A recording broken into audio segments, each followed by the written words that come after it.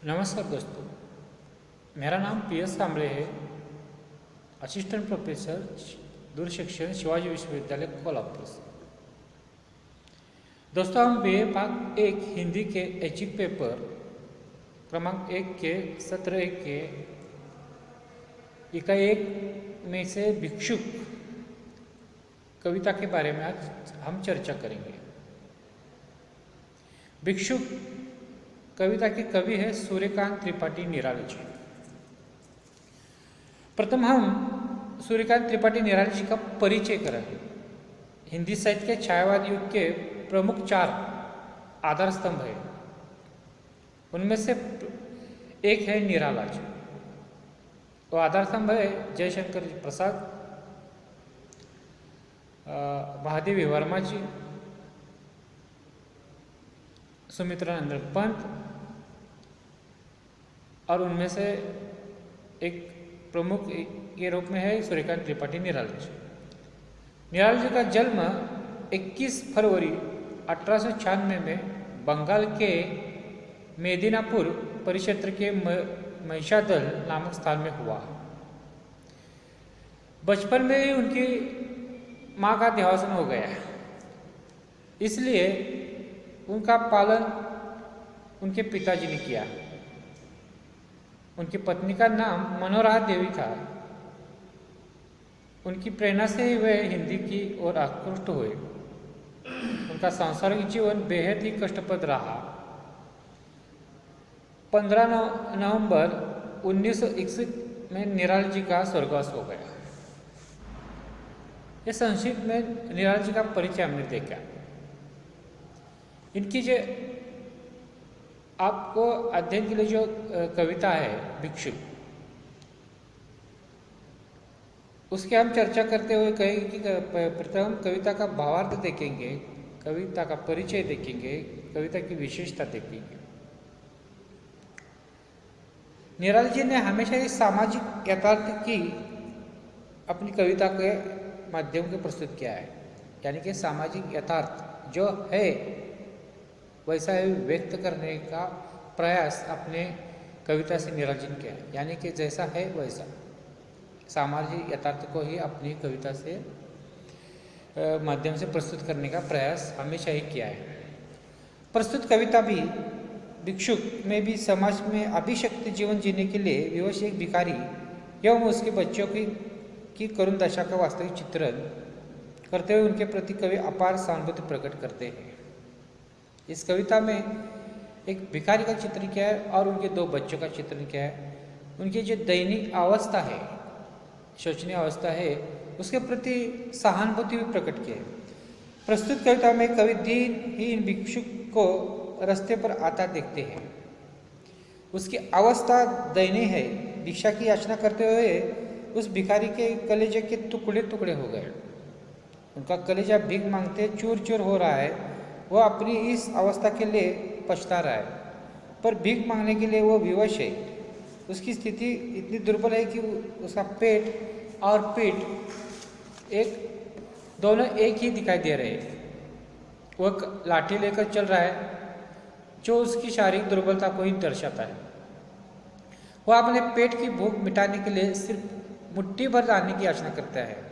अपनी फटी हुई पुरानी झोली को बार बार फैला रहा है, लेकिन ऐसे करते हुए उसके कलेजे के टुकड़े टुकड़े हो जाते, लेकिन फिर भी रास्ते पर भीख मांगने के लिए वो प्रवृत्त हो गया। देखिए, निराला जी ने वो भिक्षुक है, वो भीख मांगने वाला, उसकी कैसी स्थिति है उसका वर्णन किया है। उसका पेट और पीठ एक हो गए, यानी कि खाने की कुछ भी नहीं। वो भीख मांग रहा है रास्ते पर, वो अपनी झोली फैला रहा है, पर कोई भी आता जाता उसकी तरफ ध्यान नहीं दे रहा है। अपने अपने में भी लोग मशगूल है, उसको कोई भी सहानुभूति से देख नहीं रहा है। उस भिखारी की दयनीयता और अधिक इसलिए भी है कि उसके साथ 2 बच्चे भी हैं। उसके 2 बच्चे भी हैं जो सदैव अपने हाथ फैलाए हुए बाएं हाथ से वह अपने पेट पर हाथ फेरते रहते हैं, मानो अपनी भूख का इजहार कर रहे हैं। अपना एक हाथ बायां हाथ उसके बच्चे अपने पेट पर फेर रहे हैं, यानी कि भूख का एक चिन्ह है। और दूसरा हाथ आगे फैला रहा है इस आशा के कि किसी की दया का पात्र बन जाए और कोई उन्हें खाने के लिए दे दे। ये दो बच्चे हैं और एक हाथ से अपने पेट पर फहरा रहे और दूसरे हाथ से भीख मांग रहे कि कोई उसको की तरफ ध्यान दे, कुछ न कुछ खाने के लिए दे। भूख मिटाने के लिए जब वे भिखारी रास्ते पर भीख की याचना करते और कोई भी जब उन पर दया नहीं दिखाता, तब भूख के कारण उनकी आंखों में आंसू बहने लगते। और भिखारी की स्थिति का तो वर्णन किया है, उसके साथ भी उनके बच्चों के का भी क्या दयनीय अवस्था है उसका भी वर्णन निराली जी ने किया है कि वो दोनों भीख मांग रहे हैं, कोई भी उनकी तरफ ध्यान नहीं दे रहे। तो ध्यान नहीं दे रहे तो उनकी आंखों से आंसू निकल रहे हैं। इन भिखारियों की नज़र कभी सड़क पर पड़ी हुई जूठी पत्तलों पर पड़ती है, जो सड़क के किनारे जूठी पत्तलें पड़ती है उन पर पड़ती है, तो भूख के कारण वे उन्हें ही चाटने लगते हैं। जो जूठे पतले पड़े भूख के कारण उन्हें चाटने लगते, किंतु यहाँ भी उनकी प्रतिस्पर्धी के रूप में कुत्ते मौजूद हैं। जब वे जूठी पतलों को चाटने लगते हैं, वहाँ के कुत्ते उन्हें भौंकने लगते हैं, खाने नहीं देते।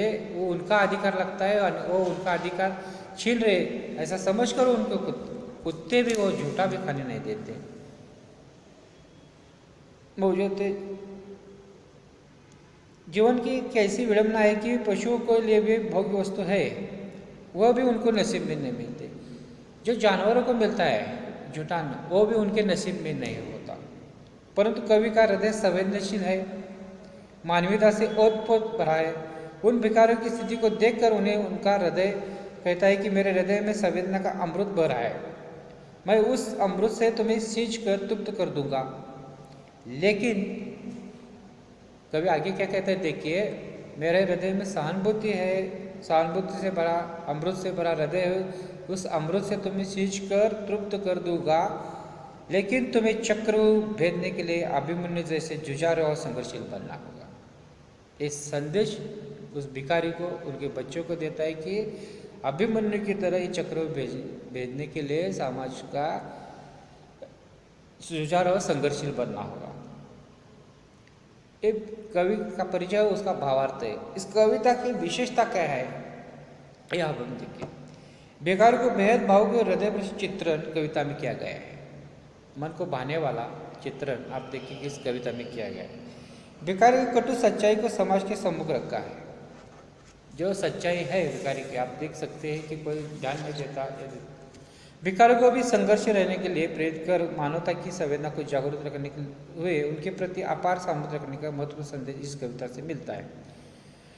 उस भिखारी को भी उन्होंने एक संदेश दिया है कि संघर्षशील रहना है, जीवन है, संघर्ष करना है, संघर्ष से हम सफलता प्राप्त कर सकते हैं। ये संदेश देते हुए हमें भी समाज को भी उनके प्रति सहानुभूति रखते हुए रखने के उनको मदद करने का, सहानुभूति देने का महत्वपूर्ण संदेश हमें दिया है। इस तरह कविता से हम देखते हैं कि निराला जी ने समाज का जो यथार्थ रूप है वो छायावादी कवि है, पर छायावादी कवि की तरह सिर्फ रोमांटिक नहीं है, वो प्रगतिशील भी है, प्रगतिवाद की ओर गए हैं। और समाज का जो यथार्थ चित्रण है उस कविता में उनके प्रवृत्ति के अनुसार दिखाई देता है। धन्यवाद दोस्तों।